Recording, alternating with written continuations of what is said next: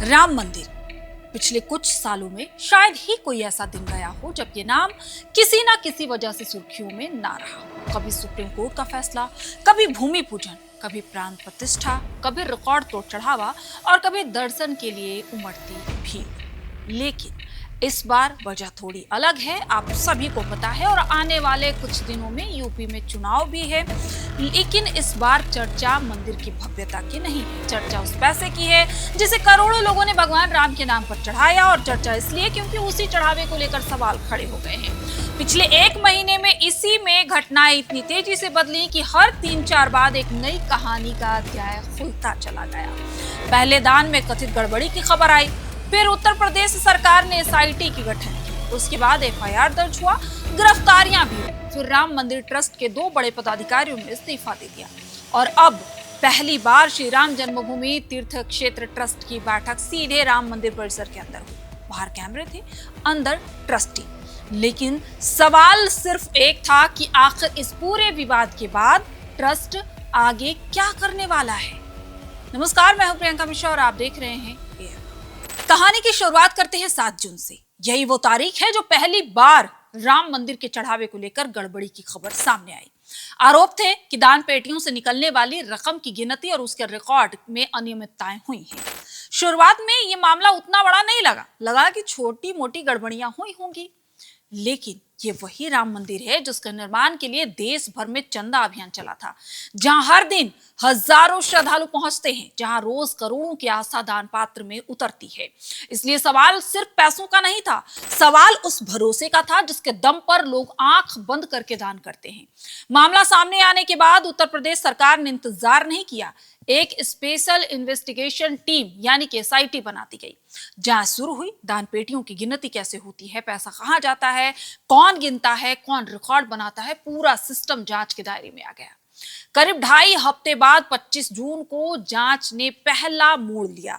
SIT की शुरुआती report के आधार पर एफआईआर दर्ज किया गया। इसके बाद दान गिनने की प्रक्रिया से जुड़े कम से कम 8 लोगों को गिरफ्तार कर लिया गया। यहीं से साफ हो गया कि मामला अब सिर्फ चर्चाओं तक सीमित नहीं रहने वाला है। लेकिन एसआईटी जांच भी यही नहीं रुकी। जांच एजेंसी ने फैसला किया कि सिर्फ एक घटना देखने से तस्वीर साफ नहीं होगी, इसलिए पिछले 5 साल के रिकॉर्ड की दोबारा से जांच होगी। नकद, चढ़ावा, सोना, चांदी, गहने और दूसरी कीमती चीजें, सबका हिस्सा फिर से मिलाया जाने लगा। यानी जांच का दायरा लगातार बढ़ता चला गया। फिर कहानी में आता है एक और बड़ा मोड़। जांच की आंच ट्रस्ट के उन चेहरों तक भी पहुंची जिन्हें लोग बरसों से राम मंदिर ट्रस्ट के साथ जोड़कर देखते आए हैं। पूर्व महासचिव चंपत राय और पूर्व ट्रस्टी अनिल मिश्रा से भी पूछताछ हुई। जांच अभी जारी है और किसी पर कोई दोष साबित नहीं हुआ है। लेकिन इतने वरिष्ठ पदाधिकारियों से पूछताछ ने इस मामले की गंभीरता जरूर बढ़ा दी। इसके अगले ही दिन यानी 26 जून को दोनों ने अपने अपने पदों से इस्तीफा दे दिया। अब यहां एक दिलचस्प बात समझिए। किसी भी ट्रस्ट में इस्तीफा देना एक बात है, लेकिन उसका मंजूर हो जाना दूसरी बात और सबसे अहम बात है। राम जन्मभूमि तीर्थ क्षेत्र ट्रस्ट के नियम कहते हैं कि किसी ट्रस्टी का इस्तीफा तभी स्वीकार होगा जब संचालन समिति के 2/3 सदस्य उसके पक्ष में फैसला लें। यानी चंपत राय और अनिल मिश्रा के इस्तीफे के बाद सबकी नजर एक ही चीज पर टिक गई कि ट्रस्ट की अगली बैठक, और आखिरकार वो दिन भी आ गया। आज यानी कि सोमवार के दोपहर 3 बजे अयोध्या राम मंदिर में श्रद्धालुओं की आवाजाही जारी थी, लेकिन मंदिर के भीतर एक दूसरी हलचल भी चल रही थी। श्री राम जन्मभूमि तीर्थ क्षेत्र ट्रस्ट की बैठक शुरू होने वाली थी। इस बैठक की एक और खास बात थी, ट्रस्ट बनने के बाद पहली बार बैठक मणिराम दास छावनी में नहीं बल्कि सीधे राम मंदिर के परिसर के अंदर रखी गई। वजह क्या थी? ट्रस्ट ने ऑफिशियली कुछ नहीं कहा, लेकिन पिछले 1 महीने में जिस तरह दान विवाद ने सुर्खियां बटोरी थी, उसके बाद इस बैठक को सामान्य बैठक मानने वाला शायद ही कोई था। दिलचस्प बात यह रही कि जिन 2 लोगों के इस्तीफा पर फैसला होना था, चंपत राय और अनिल मिश्रा, दोनों ही बैठक में मौजूद नहीं थे। बैठक शुरू हुई, एजेंडा लंबा था, लेकिन सबसे पहले इस्तीफों पर चर्चा नहीं हुई।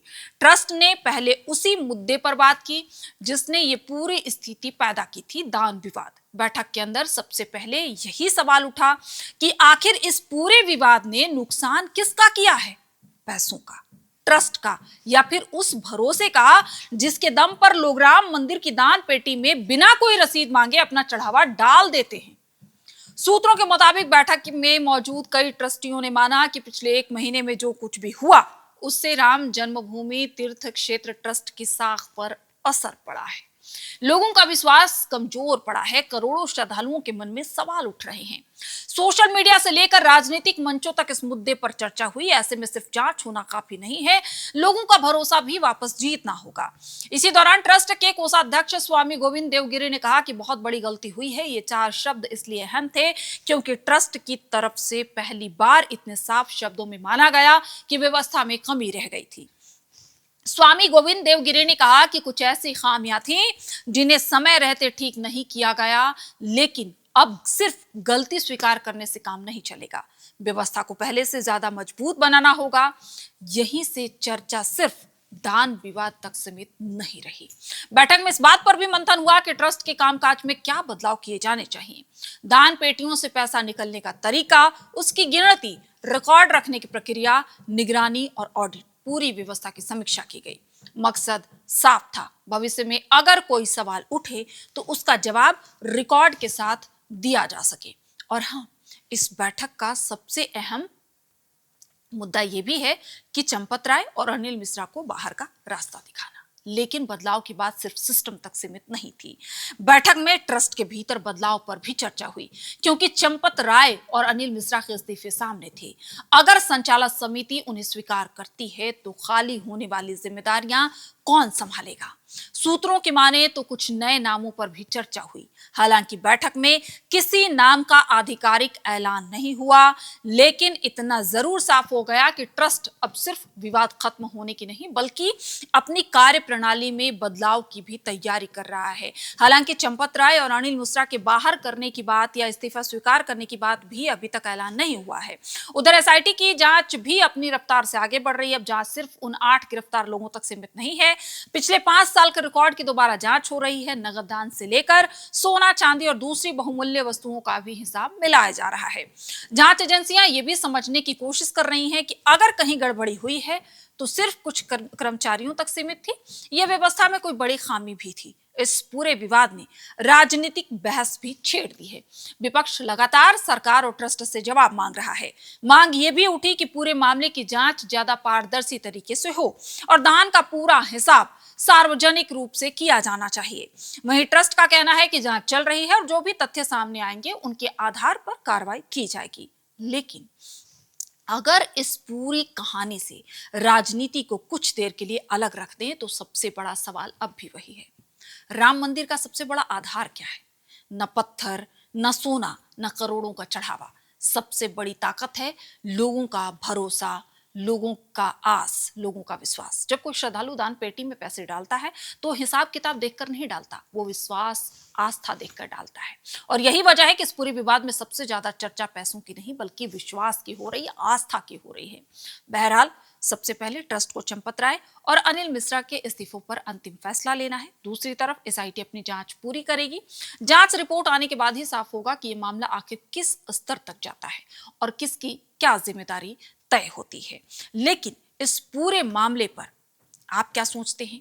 चंदा चोरी मामले को लेकर आपके जहन में क्या चल रहा है? आपकी आस्था किस ओर जा रही है? इन तमाम चीजों पर अपनी राय जरूर बताइएगा। फिलहाल इस वीडियो में इतना ही, लेकिन आप अपने कमेंट बॉक्स में अपनी राय जरूर भेजिएगा। तब तक के लिए देखते रहिए एयर नाउ। और हाँ, एयर नाउ को लोगों के साथ साझा भी कीजिए, उन्हें बताइए, वीडियो को शेयर कीजिए ताकि ज्यादा से ज्यादा लोग हमारे साथ जुड़ पाएं और एयर नाउ आपके लिए एक मजबूत स्तंभ बनकर उभरे। आप सभी का बहुत बहुत शुक्रिया। देखते रहिए air now. FRP pressure vessels are made using fiber reinforced plastic, a powerful combination of high strength glass fibers and corrosion resistant resin. At Duraplast, we manufacture these vessels using advanced filament winding technology. Layer by layer, resin coated glass fibers are precisely wound over a rotating mold, creating a structure that is lightweight, high strength, and built to handle pressure. The result? Superior corrosion resistance, longer lifespan, lower maintenance costs for industries that demand performance without compromise. For customized FRP pressure vessel solutions,